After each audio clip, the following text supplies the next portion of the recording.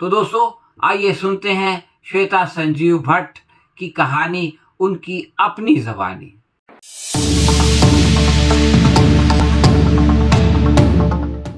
मित्रों, आज हम आजादी के बाद के भारत के इतिहास के एक काले अध्याय को याद करने के लिए एकत्रित आए हैं। ऐसा कहते हैं कि कुछ बुरी घटनाओं को जीवन से भुला देना चाहिए, वो सही भी है, मगर जब बात हो समाज जीवन की, राष्ट्र जीवन की, तब बुरी घटनाओं को चिरकाल तक याद रखना चाहिए, क्योंकि उसकी पुनरावृत्ति कभी न हो पाए। इसलिए देश का युवा और किशोर संस्कारित भी हो, संगठित भी हो और संघर्षरत भी हो। और इसीलिए हमारे प्रधानमंत्री नरेंद्र मोदी जी ने 25 तारीख का ये दिन संविधान हत्या दिन के रूप में मनाने का सरकारी निर्णय किया है। दोस्तों, अभी आपने सुना हमारे गृह मंत्री क्या कह रहे थे। वो 50 साल पुराने आपातकाल को याद कर रहे थे और ये कह रहे थे कि हमें इसे कभी नहीं भूलना चाहिए। हमारी गृह मंत्री और प्रधानमंत्री 2002 के गुजरात दंगों को याद करना नहीं चाहते। हमारे गृह मंत्री और प्रधानमंत्री मणिपुर को याद नहीं करते जो अब भी जल रहा है, लेकिन उनको 50 साल पुराना आपातकाल, 50 साल पुरानी इमरजेंसी ज़रूर याद आती है। प्रश्न ये है कि आखिर इस 50 साल पुरानी इमरजेंसी को ये क्यों याद करते हैं और क्यों याद रखना चाहते हैं।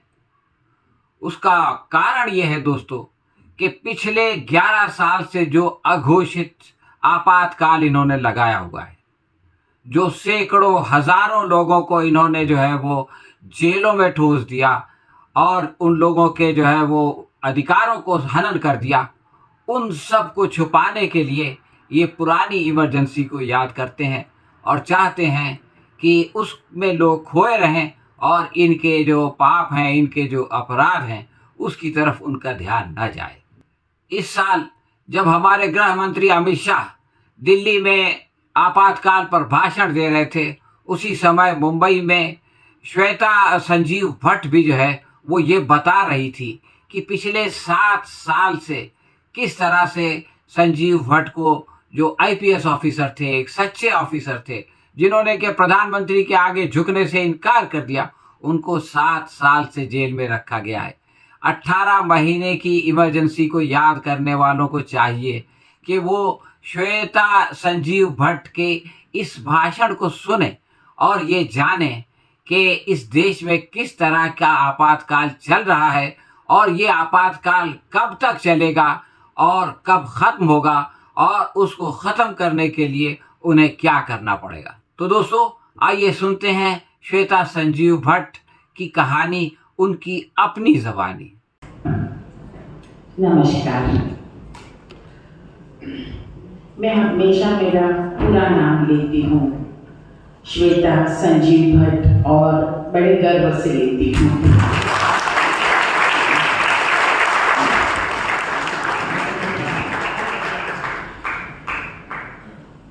मैं थोड़ी स्वार्थी हूँ, सिर्फ मेरे पति के बारे में बात करने आई हूँ, उनके सामने हुए अन्याय के बारे में बात करने आई हूँ। मैं एक पत्नी की हैसियत से, एक औरत की हैसियत से, एक माँ, एक बेटी की हैसियत से आई हूँ। मैं यहाँ संजीव भट्ट की आवाज़ बन के आई हूँ।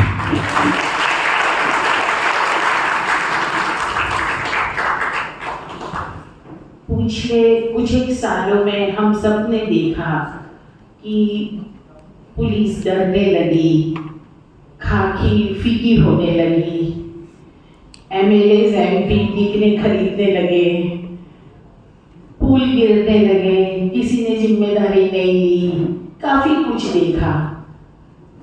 मगर ये सब माहौल में भी 2 टाइप के लोग हो गए। कुछ एक ऐसे हुए जो बहाव के साथ बहने लगे, जो होता है देखते रहे, कुछ आवाज़ नहीं उठाया, कुछ नहीं किया। मगर कुछ लोग उसमें से ऐसे भी थे, चाहे वो पुलिस ऑफिसर्स हो, एक्टिविस्ट हो, स्टूडेंट्स हो, पॉलिटिशियंस हो, वकील हो, जिन्होंने आवाज़ उठाई, जिन्होंने प्रश्न पूछे, सच को सच कहा, सही को सही कहा। मेरे हस्बैंड संजीव भट्ट उनमें से एक हैं। 2018 5 सितंबर सुबह 8 बजे मेरे घर 40-50 पुलिस वाले आते हैं, आके संजीव भट्ट को ले जाते हैं। आज 7 साल होने को हुए, मेरे हस्बैंड वापस नहीं आए हैं। मैं हर एक कोर्ट, हर एक वकील, हर एक जगह जाती हूँ। ये लड़ाई हम लोग लीगली लड़ रहे हैं, सामने पॉलिटिकली लड़ रहे हैं हमसे। उनके पास पावर है, पैसा है, सभी इंस्टीट्यूशंस उनके कब्जे में हैं। कोर्ट्स पूरी की पूरी सबवट हो चुकी है। जज डायस पे बैठ के कहते हैं कि मैं आप किसी को भी ले आओ, जजमेंट तो दिल्ली से लिख के आता है। फिर भी इस तरह से भी मैं लड़ती रहती हूँ।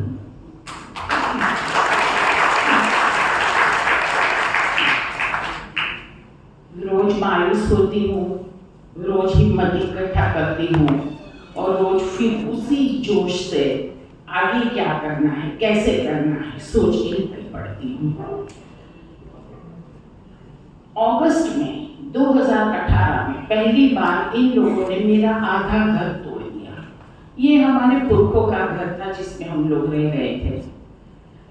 कंप्लेंट का बेस ये बनाया कि पीछे जो रह रहा था, जो हमसे 100 मीटर के ऊपर दूर रह रहे थे बंगले में, उनको हवा नहीं आ रही। ये बेस पे मेरा घर बुलडोज कर दिया उन लोगों ने। मगर वो शायद पहला केस था बुलडोजिंग का। हम सब चुप रहे उस वक्त। शायद हम सब ने मिलकर आवाज उठाई होती तो बाकी की कितनों के घर बच गए होंगे, मगर हमने वो नहीं किया। फिर 2018 सितंबर संजीव भट्ट को अरेस्ट करके ले जाते हैं। 32 साल पुराना केस, जो केस ही नहीं था, इनफैक्ट उसमें कुछ भी नहीं है। कस्टोडियल डेथ की बात करते हैं, जो डेथ हुई ही नहीं है, कस्टडी में भी नहीं। मेरे हस्बैंड का जुरिसडिक्शन नहीं, उसने अरेस्ट नहीं किया, उसने इंटरोगेट नहीं किया, उसका कोई लेना देना नहीं उस आदमी से। मगर फिर भी वो केस, एक फर्जी केस खड़ा करके उसको फंसाया गया।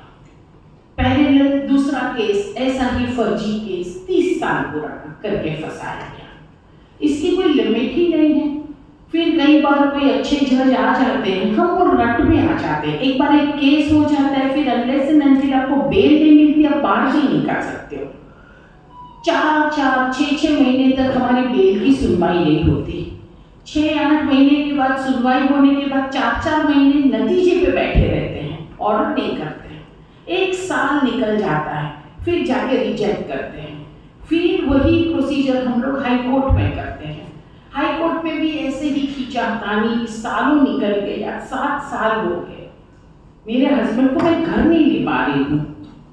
रोज सुबह उठ के एक ही बात सोचती हूँ कि ऐसा क्या करूँ, ऐसा कैसे लड़ूँ, ऐसे कौन से वकील को रखूँ कि मैं उसको घर ले आ सकूँ। कुछ नहीं सूझ रहा, मगर फिर भी मैं लड़ती हूँ।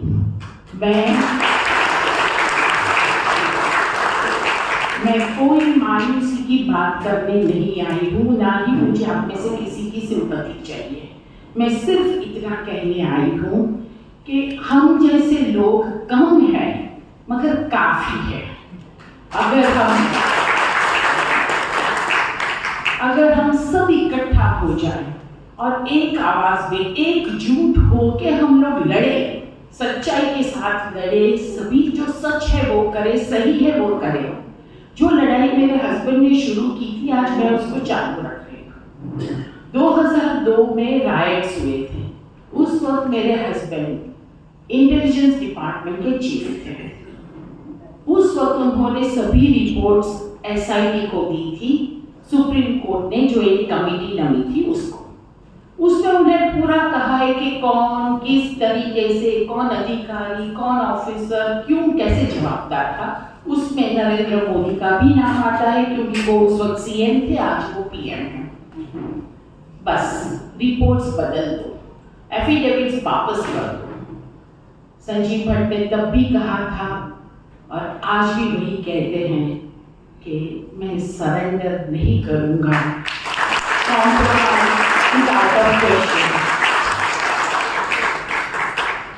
7 साल के बाद भी वो अभी आज भी कॉम्प्रोमाइज के लिए तैयार नहीं है, और शायद इसीलिए मैं उनका नाम गर्व से लेती हूँ हर बार। बस ये छोटी सी बात है मेरी।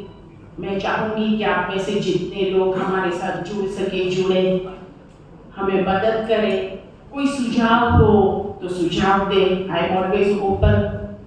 हम सब साथ होंगे तो मजबूत होंगे, ये बात मैं मानती हूँ बहुत दिल से। आप में से किसी को कोई प्रश्न हो कुछ?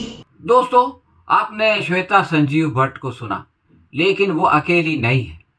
न जाने कितने उमर खालिद और फादर स्टेन्स जैसे लोग जेल में जो है वो बिना किसी कसूर के डाल दिए गए।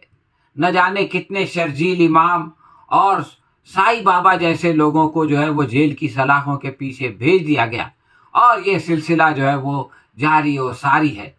और इस आपातकाल को ख़त्म करना, इस आपातकाल को समाप्त करना, इसके खिलाफ आवाज़ उठाना, ये हम सब की सारे सिविल सोसाइटी की जिम्मेदारी है, और इसके लिए सभी को आगे आना पड़ेगा, वरना ये कि ये आपातकाल भारत में हमेशा के लिए लगा रहेगा।